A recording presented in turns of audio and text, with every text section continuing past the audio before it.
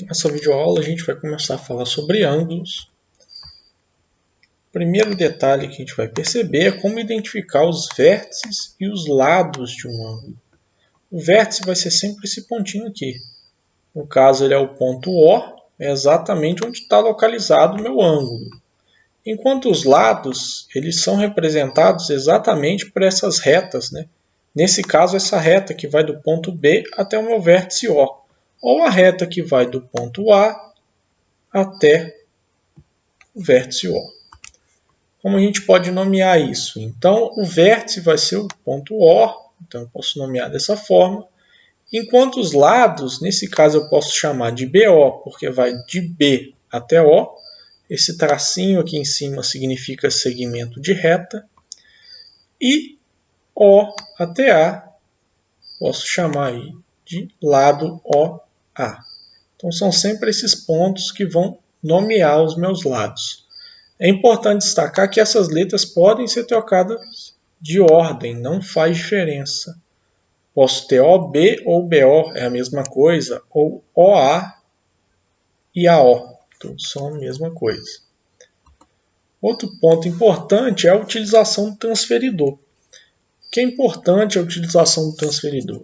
Ele vai permitir a gente aferir qual que é a medida do ângulo, né? Então a gente vai encontrar essa medida a partir do transferidor. E aqui eu tenho alguns pontos para exemplificar como se faz esse uso. Inclusive tem uma questão bem parecida com isso na apostila. A gente vai olhar aqui, ó, eu quero saber qual que é o ângulo AOC. Por que esse acento circunflexo? Ele está exatamente em cima do vértice, que no caso aqui é o ponto O em todos os casos, né? Porque ele está bem no centro do meu transferidor. Se eu quero saber a medida AOC, então eu quero saber exatamente qual que é esse ângulo aqui. Se está partindo de A, então, olha, repare aqui onde está o zero, né? Então vamos começar por aqui. Vamos perceber onde está o C nessa linha aqui de baixo. O C é 70 graus. Então a gente achou aí o primeiro ângulo AOC. Vamos observar agora o segundo. Mais uma vez o meu vértice é o O, só que começa pelo D. Então aqui que começa meu ângulo, nessa linha. E vai até o C.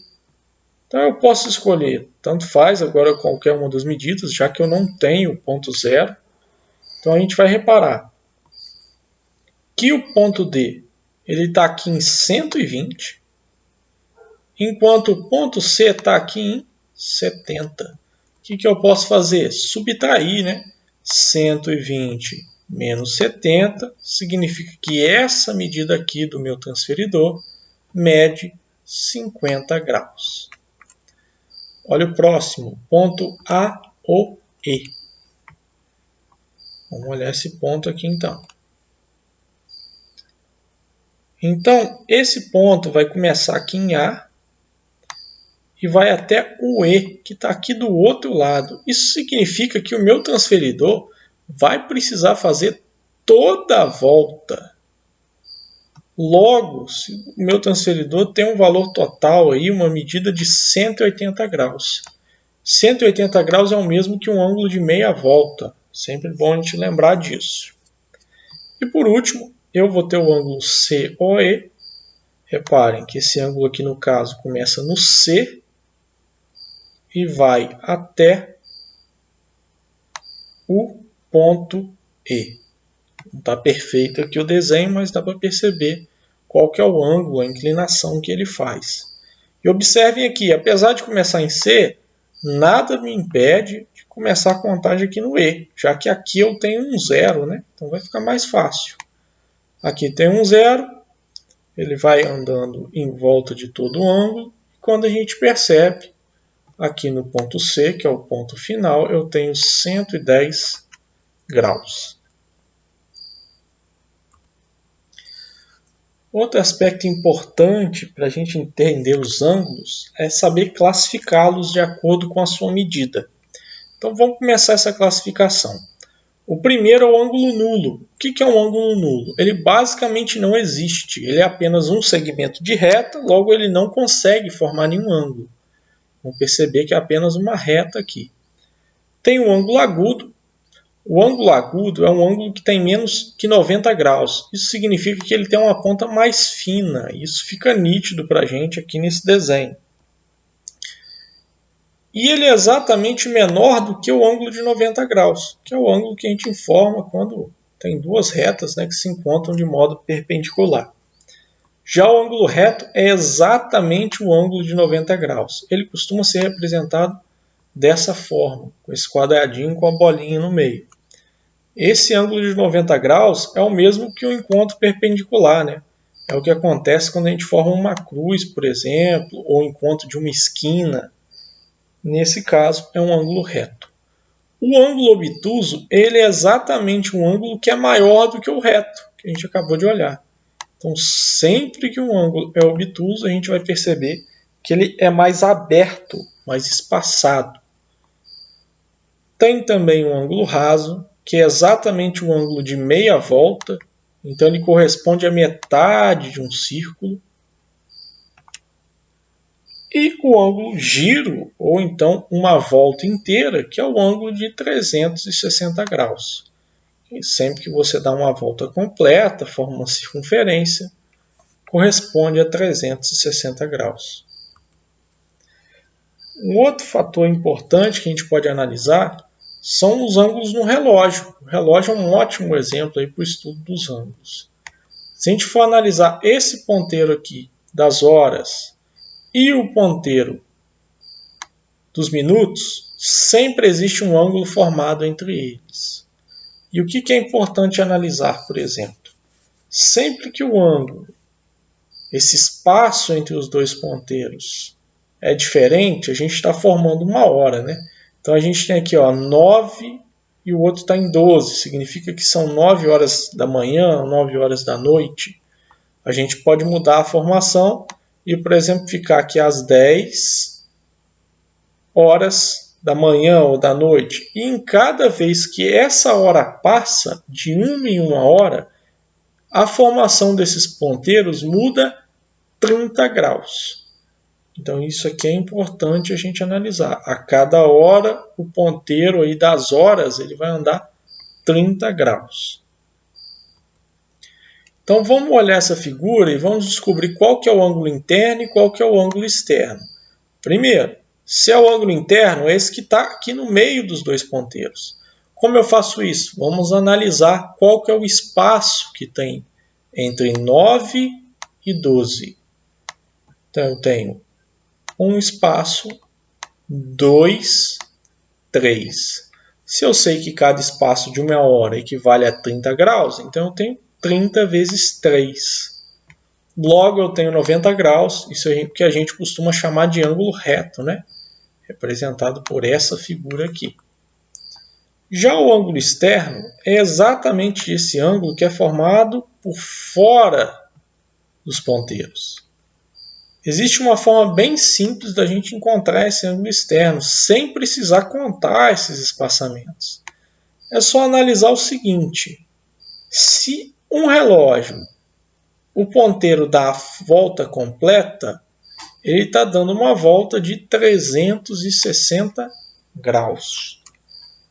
Logo, se eu tenho 90 aqui dentro, a única coisa que eu preciso fazer é subtrair 360, que é o total, menos o ângulo interno, que é 90 graus.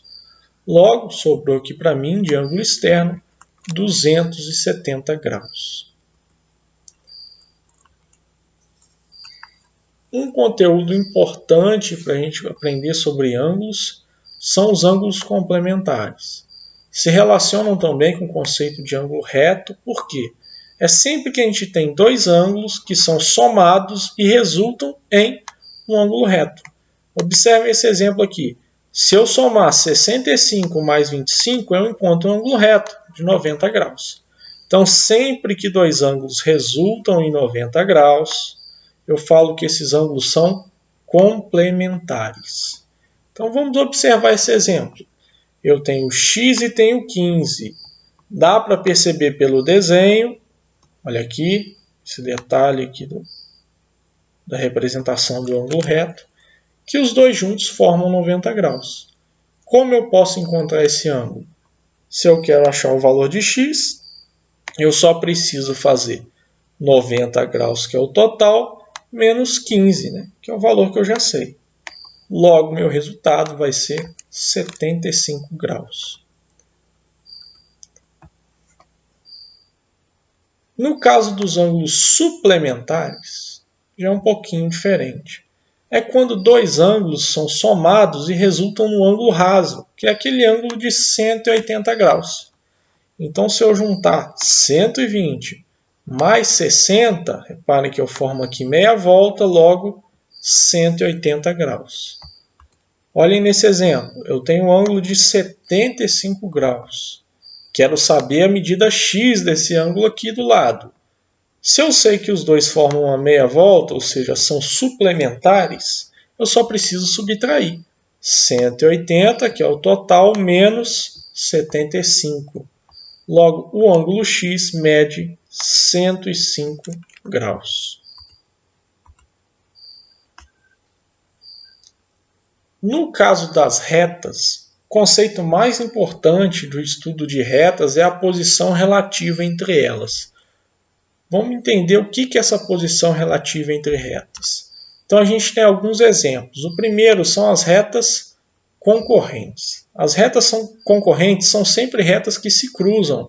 Observem, elas têm um ponto em comum. Por isso até formam ângulos. Então a gente vai ver vários ângulos formados aqui, 4 ângulos diferentes.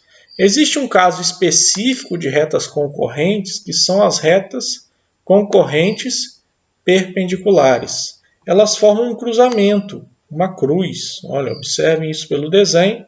Logo, esse ângulo aqui é um ângulo reto. Então, ela vai formar 4 ângulos retos em torno desse cruzamento.